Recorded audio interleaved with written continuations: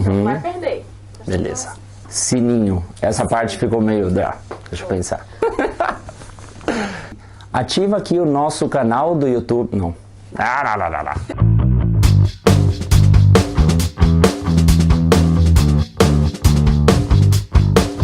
Oi pessoal, tudo bem? Eu sou o professor Diego aqui do Instituto Cultura Brasil e hoje eu venho trazer para vocês algumas dicas, algumas ajudas dos fonemas do português. A gente vai falar um pouquinho de fonética e fonologia do português. Assim que estão todos convidados a aprender um pouquinho mais do português.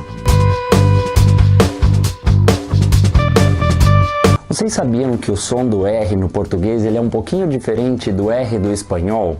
Apesar de serem línguas parecidas, tem algumas diferenças que são bastante consideráveis entre um idioma e outro. O R em português, quando ele está no começo de uma palavra, ou seja, quando ele é um R inicial, ou quando ele vier com dois R's na metade de uma palavra, ele tem um som um pouquinho diferente. Ele faz um som de R.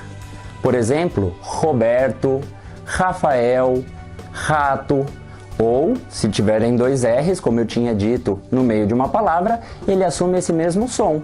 Por exemplo, carro ou cachorro.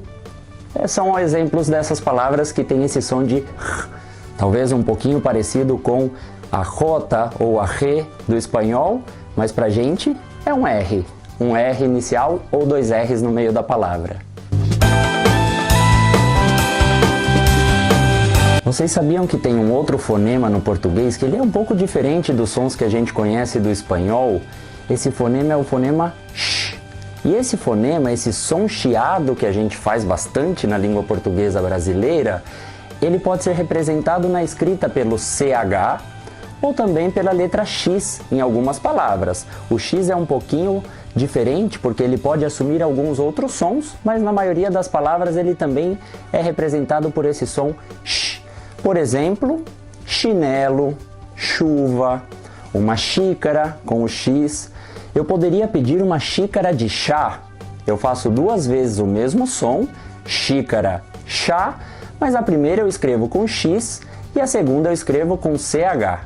Então fica essa dica para vocês, quando vocês verem essas duas letrinhas juntas, sempre fazer esse som chiado. Não precisa ter vergonha. Shh.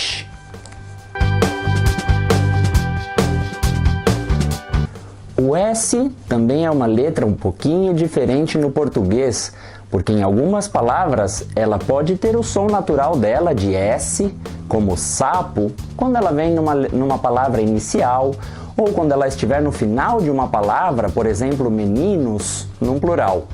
Mas se esse S estiver no meio de uma palavra e ele estiver acompanhado por uma vogal antes e depois dele, ele vai assumir um som de Z. Por exemplo, mesa ou casa são exemplos dessas palavras que se escrevem com S, mas que assumem um som de Z. Se vocês gostaram dessas dicas que eu acabei de dar para vocês e tiverem mais interesse com a língua portuguesa, acompanhe o Instituto Cultura Brasil no nosso canal do YouTube ou nas nossas redes sociais. A gente está esperando por você.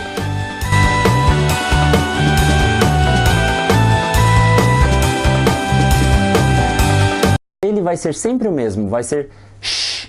Por exemplo, chuva, chinelo, xícara. O Siri que está conversando comigo agora no meio da gravação.